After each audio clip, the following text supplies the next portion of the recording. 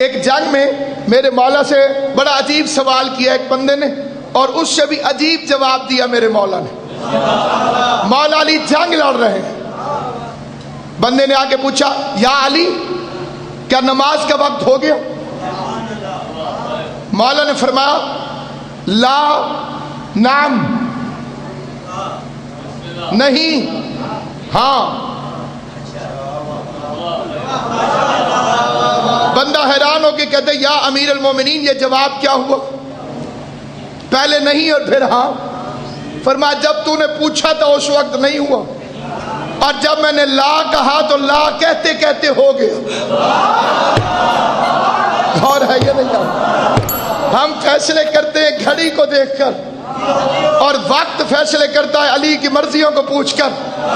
اب ان کا ارادہ ہے کہ امیر المومنین کی تکبیر اولیٰ کو، پہلی اللہ اکبر کو قضا کر دیں۔ مولا مصلی پہ ہے، بندے وہ یا امیر المومنین کون سے جانور بچے دیتے ہیں اور کون سے جانور انڈے دیتے ہیں؟ چھوٹے چھوٹے بچوں کے لیے بھی آج یہ سوال مسئلہ نہیں ہے، کیونکہ اس کا جواب علی بتا چکے ہیں۔ اگر میرا مولا نہ فرما چکا ہوتا تو پوری کائنات کے علماء و صاحبان علم کٹھے ہو کے بیٹھتے، پھر بھی مکمل جواب نہ دے پاتے، پھر بھی کچھ جانور رہ جاتے۔ علی علیہ السلام نے فرمایا جن کے کان باہر ہیں وہ بچے دیتے ہیں، اور جن کے کان اندر ہیں وہ انڈے دیتے ہیں۔ اللہ اکبر۔ علی نماز پڑھتے رہے، بندے سوچتے رہے جی وہ بھی ٹھیک ہے، اس کے بھی کان باہر ہیں وہ بچے دیتا ہے، اس کے بھی کان باہر ہیں وہ بچے دیتا ہے، جن کے کان اندر ہیں وہ انڈے دیتے ہیں۔ علی نے نماز ختم کی، ایک بندہ لیٹ پہنچا تھا، منصوبے میں شامل تھا، سازش کا شریک تھا، پہنچا لیٹ تھا، اسے یہ پتہ نہیں چلا کہ سوال ہو چکا ہے۔ اسے پھر وہی سوال پوچھ لیا یا علی کون سے جانور بچے دیتے ہیں اور کون سے جانور انڈے دیتے ہیں؟ علی علیہ السلام نے دیکھا سوال پرانا ہے، سائل نیا ہے، اور علی نئے سائل کو پرانی خیرات نہیں دیتا۔ علی چاہتا تو فرما دیتا کہ میں نے جواب دیا ہے، ان بندوں سے پوچھ لو۔ علی چاہتے تو وہی پہلے والا جواب دہرا دیتے۔ علی نے دیکھا منگتا نیا ہے، خیرات تبدیل کر دو۔ علی نے فرمایا جو اپنے بچوں کو دودھ پلاتے ہیں وہ بچے دیتے ہیں، اور جو دانہ چگواتے ہیں وہ انڈے دیتے ہیں۔ توجہ ہے یا نہیں ہے آپ بتاؤ؟ جس بندے کو میری بات سمجھ آتی جائے میرے ساتھ بولتا جائے، ذہنوں میں محفوظ کرتا جائے۔ علی علیہ السلام نے فرمایا جو اپنے بچوں کو دودھ پلاتے ہیں وہ بچے دیتے ہیں، جو دانہ چگواتے ہیں وہ انڈے دیتے ہیں۔ بندہ حیران ہو گیا، یا تیسرا بندہ کھڑا ہو گیا، یا علی کون سے جانور بچے دیتے ہیں، کون سے جانور انڈے دیتے ہیں؟ سوال پھر پرانا تھا، سائل پھر نیا تھا۔ علی نے پھر خیرات تبدیل فرما دی، فرمایا جو اپنی غذا کو چبا کے کھاتے ہیں وہ بچے دیتے ہیں۔ بندہ بولے گا وہی جس کی آواز اللہ اور علی کو اچھی محسوس ہوتی ہے، جو اپنی غذا کو چبا کے کھاتے ہیں وہ بچے دیتے ہیں، جو اپنی غذا کو نگل کے کھاتے ہیں وہ انڈے دیتے ہیں۔ ساری مسجد چپ ہو گئی علی کے جواب کے سامنے، اور ابو طالب کا بیٹا مسکرا کے ایک ایک کی آنکھوں میں آنکھیں ڈال کے ممبر سے کہہ رہا تھا کوئی اور ہے پوچھنے والا؟ اگر کوئی رہ گیا ہو تو وہ بھی پوچھ لے۔ خدا کی قسم تم قیامت تک علی سے یہی سوال کرتے رہو، علی قیامت تک تمہیں مختلف جواب دیتا رہے۔ تم مجھ سے یہی سوال کرتے رہو، میں قیامت تک مختلف جواب دیتا رہوں۔ ایک شخص ہے جس کا نام ہے ایڈورڈ کلارڈ، وہ کہتا ہے کہ میں نے مسلمانوں کے امام علی کا یہ فقرہ سنا، کیونکہ اس کا تعلق صرف مذہب سے نہیں تھا، پوری دنیا سے تھا۔ اس نے کہا کہ میں نے اس حدیث پر تحقیق کی، تحقیق کے اندر پہلی تحقیق یہ کی کہ علی کوئی سیاح تو نہیں تھا، گھومنے پھرنے والا انسان، دنیا کی سیر کرتا رہتا ہو اور تجربے کی بنیاد پر کہہ دیا ہو۔ اس نے کہا کہ جب میں نے تحقیق کی تو پتہ چلا کہ علی جزیرہ نماء عرب سے باہر آئے ہی نہیں۔ ایسا نہیں ہوا کہ جزیرہ نماء عرب سے علی باہر آئے ہو، تو جو جزیرہ نماء عرب سے بھی بظاہر باہر نہ آیا ہو تو سیاح نہیں تھا۔ اس کا پھر میں نے دوسری بات یہ پتہ کی کہ علی علیہ السلام کے زمانے میں امریکہ دریافت ہی نہیں ہوا تھا۔ آپ کی تائید چاہیے کہ جس زمانے میں میرے مولا نے یہ دعویٰ فرمایا تھا اس وقت دنیا کے نقشے پر امریکہ نہیں تھا، تو کولمبس نے 200 سال پہلے اسے دریافت کیا۔ ابھی افریقہ بھی آباد نہیں تھا، آسٹریلیا بھی آباد نہیں تھا، اور میرے مولا نے دنیا کے ہر کونے کی گارنٹی دی۔ اس نے کہا میں نکل پڑا اور میں نے الیکٹرانک چھاننیوں کے ذریعے افریقہ کے جنگلوں میں ریت کو چھانا کہ کوئی چھوٹا سا کیڑا مل جائے جو علی کے کسی اصول کے خلاف ہو۔ اس نے کہا پھر میں سمندروں میں غوطہ خوروں کے پاس گیا کہ کوئی سمندر کی دنیا میں ایسی چیز مل جائے جو علی کے کلیے کے خلاف ہو۔ وہ کہتا ہے 3 سال کی تحقیق کے بعد جب میں نے معمولی سے معمولی کیڑے کو بھی علی کے فرمان کے خلاف نہ دیکھا تو اب میرا قلم لکھنے پر مجبور ہے کہ ابو طالب کے بیٹے علی نے کوفے کے منبر پر بیٹھ کر قیامت تک پوری دنیا کی گارنٹی دے کر اتنے یقین سے جو بات کہی، نہ اسے علم جھٹلا سکا، نہ اسے مشاہدہ جھٹلا سکا، نہ اسے یقین جھٹلا سکا۔ آج 1400 سال کے بعد بھی علی کا کہنا اتنا ہی سچ ہے جتنا 1400 سال پہلے۔ تو وہ کہتا ہے میں یہ کہنے پہ مجبور ہوں کہ یا کائنات علی کے سامنے بنتی رہی ہے یا کائنات علی اپنے ہاتھوں سے بناتا رہا۔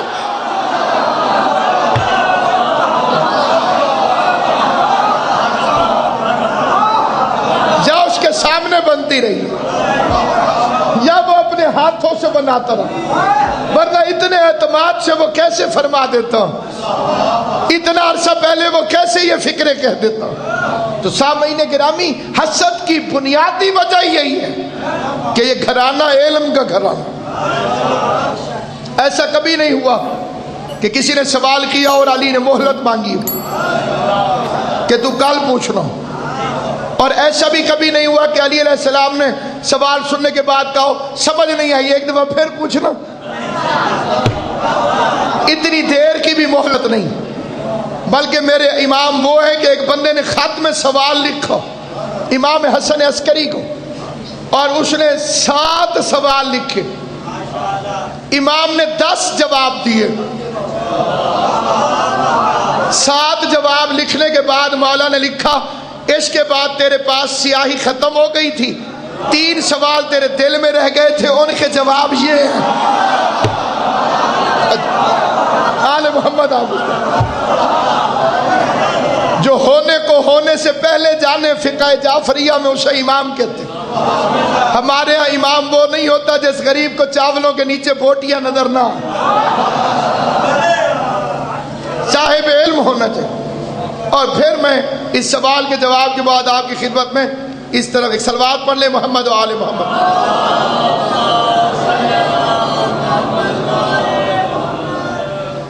دیکھیں جی، انہوں نے فرمایا کہ ایک شخص 2 سال بیماری کی وجہ سے روزے نہ رکھ سکا، عمر زیادہ ہونے کی وجہ سے روزہ رکھ نہیں سکتا، اس کی قضا کیا ہے؟ سب سے پہلی بات تو یہ ہے کہ عمر کی ایک حد ہے، اور وہ حد بچپن سے بھی ہے، اور اس کے اندر فقہ نے مرد اور عورت کے لیے علیحدہ علیحدہ عمریں بتائیں۔ مذہب اہل بیت کے نزدیک جب بیٹی 9 سال کی ہو جائے، اور 1-2 اور علامات ہیں جو آپ فقہ کی کتابوں سے ان کو دیکھ سکتے ہیں، اس پر روزہ اور نماز واجب ہو جاتے ہیں۔ اور لڑکے کی بھی 3 علامات ہیں بیٹے کے لیے مذہب اہل بیت کے اندر، داڑھی اتر آئے، 15 سال کا ہو جائے، جو باقی علامات کے لیے توضیح المسائل سے رجوع فرمائے، انہیں ممبر پر مجلس میں بیان کرنا مناسب نہیں ہے۔ وہ 3 علامات اس کی، 3 علامات اس کی، 15 سال کا لڑکے کے لیے، 9 سال کے لیے بیٹی۔ اس کے بعد ضعیفی کے اندر بھی اللہ نے ایک حد مقرر فرمائی. یہ نہیں ہے کہ انسان ضعیف ہو جائے اور پھر بھی کہے کہ جی میں تو ضرور رکھساں جی، کیونکہ روزہ مشقت کا نام نہیں، اطاعت کا نام ہے. اسی طرح سے بیمار کے لیے بھی کہ ایک شخص گردے کی بیماری میں مبتلا ہے، روزہ رکھنے سے لاغر ہو جاتا ہے، وہ روزہ رکھے یا نہیں؟ اگر یہ بندہ روزہ رکھے گا تو گناہگار ہوگا. یہ میں مذہب شیعہ خیر البریہ کے مطابق مسئلہ آپ کی خدمت میں عرض کر رہا ہوں. اللہ نے فرمایا کہ مریض اور مسافر ان دونوں کے لیے مرض علی سفر من ایام معدودات الاخر، ایک مریض ایک مسافر. مذہب دین اس چیز کا نام نہیں کہ اللہ فرماتا ہے کہ ضرور تم مشقت میں پڑو. عبادت خداوند کریم کی طرف سے بندوں پر ہے لیکن صحت کے ساتھ. اگر کوئی بندہ روزہ رکھنے سے بیمار ہو جاتا ہے اور پھر بھی وہ زبردستی روزہ رکھے تو اس نے گناہ کیا. اللہ فرمائے گا میں نے تجھے کب کہا تھا کہ تو اپنے آپ کو مشقت میں ڈال؟ توجہ ہے یا نہیں؟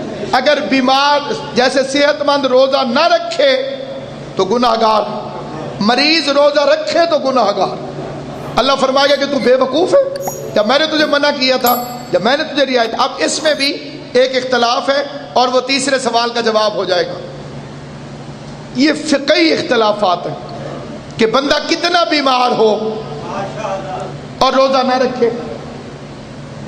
برادران اہل سنت کے نزدیک ان کا مسئلہ یہ ہے کہ جس میں موت کا اندیشہ، جس بیماری میں انسان کے مر جانے کا خطرہ ہو، اس میں نہ رکھے. تو آج کل تو بندہ چھینک سے بھی مرتے ہوئے نظر آتے ہیں. نیت چھاوے تو بندے مر گئے، کیوں یا جی الٹی آئی ہے تو مر گئے جی. تو پھر کون سی بیماری ہے جس میں یہ گارنٹی ہے کہ اس میں موت آ سکتی ہے، اس میں نہیں آ سکتی؟ قرآن مجید کی عزت کی قسم، قیامت تک فخر کرو مذہب اہل بیت پر، کیونکہ یہ اللہ کا مذہب ہے. امام صادق سے بندے نے پوچھا مولا بندہ کتنا بیمار ہو تو روزہ نہ رکھے؟ کسی بیماری کی حد، بعض بیماریاں ایسی ہیں جن کی حد ڈاکٹر بھی نہیں بتا سکتے. ایک بندہ جھوٹ بول دے میرے پیٹ میں درد ہے، ڈاکٹر کیسے بتائے گا کہ ہے کہ نہیں؟ ابتدائی ڈاکٹر تو نہیں بتا سکتے. وہ پیٹ پہ ہاتھ رکھے ہائے، اس کا کیا علاج؟ آپ کے کئی وکیل حضرات عدالت میں کہتے ہیں جی مجھے ہارٹ اٹیک ہو گیا میں آج نہیں آ سکتا. اس کا کیا کوئی چیک اپ کرے گا؟ یہ ہے مذہب شیعہ. امام صادق سے بندے نے پوچھا مولا بندہ کتنا بیمار ہو تو روزہ نہ رکھے؟ قیامت تک امام کا جواب یاد رکھیے گا، اپنے بچوں کو یاد کرائیے گا. ہر بندہ نیت کر کے اٹھے کہ میں کم از کم ایک بندے کو اپنے امام کا جواب یاد کراؤں گا. بندے نے پوچھا مولا انسان کتنا بیمار ہو تو روزہ نہ رکھے؟ امام نے فرمایا اپنے ضمیر سے پوچھے. سلامت رہے آباد و شاد. یہ معاملہ ڈاکٹر سے نہ پوچھے، یہ معاملہ اپنے ضمیر سے پوچھے کہ تو روزہ رکھ سکتا ہے کہ نہیں رکھ سکتا. کیونکہ اس کے لیے جو آپ کا ضمیر فیصلہ کرے گا اس سے بہتر فیصلہ کوئی بھی نہیں کر سکتا. اپنے ضمیر سے پوچھو کہ رکھ سکتے ہو کہ نہیں رکھ سکتے. اس لیے ان کو چاہیے کہ جو نہیں رکھ سکتے ہیں یا تو یہ بذات خود جب خدا انہیں صحت دے اس وقت ایک روزے کے بدلے ایک روزہ رکھیں گے، اور جب تک نہیں رکھ سکتے تب تک یہ ایک وقت کا کھانا کسی بھوکے کو کھانا کھلائیں گے، مسکین کو. اس میں شرط ہے مسکین کو، اور مسکین جو ہے وہ کوئی بھی مل جائے تو اسے روزانہ کا فدیہ دیتے رہیں تو یہ اس کا سلسلہ جاری و ساری رہ سکتا ہے. تو سامعین گرامی قضا روزے کا ثواب فرض روزے کے برابر ہے یا نہیں؟ اگر روزہ قضا ہوا ہے کسی مجبوری کی وجہ سے، کیونکہ خدا بہتر جانتا ہے، ایک ہوتا ہے جان بوجھ کے روزہ چھوڑنا، اس کا پھر قضا بھی ہے کفارہ بھی ہے. کفارہ ہے 2 مہینے کے مسلسل روزے رکھے، 2 مہینے کے مسلسل روزے، لیکن مہینے چاند کے مطابق. 29 کا ہو تو پھر مہینہ پورا ہو جائے گا، لیکن درمیان میں اگر ایک روزہ بھی چھوڑے گا تو وہ اس کے دوبارہ سے شروع ہوں گے مسلسل روزے رکھے مرد کے لیے 2 مہینے کے مسلسل روزے، 60 مسکینوں کو کھانا کھلانا، یہ سارا اس کے اندر آ جائے گا اگر جان بوجھ کر کوئی چھوڑتا ہے۔